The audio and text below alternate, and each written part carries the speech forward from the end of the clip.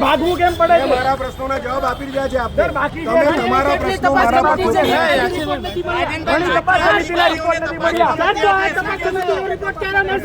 Commissioner શ્રીએ આપ લોકોને માહિતી આપી દીધી છે.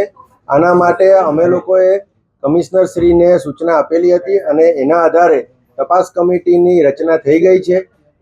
તપાસ કમિટીનો જે રિપોર્ટ આવશે તે કમિશનર શ્રી અમને રજૂ કરશે, એટલે રિપોર્ટ આપ સમક્ષ અમે રજૂ કરી દઈશું.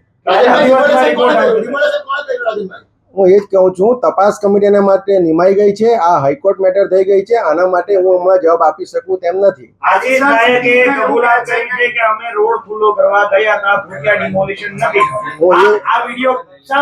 હું આપને એ જ કહેવા માંગુ છું કે જે તપાસ કમિટી નિમાઈ છે તેને શું પ્રોસિજર કરી છે.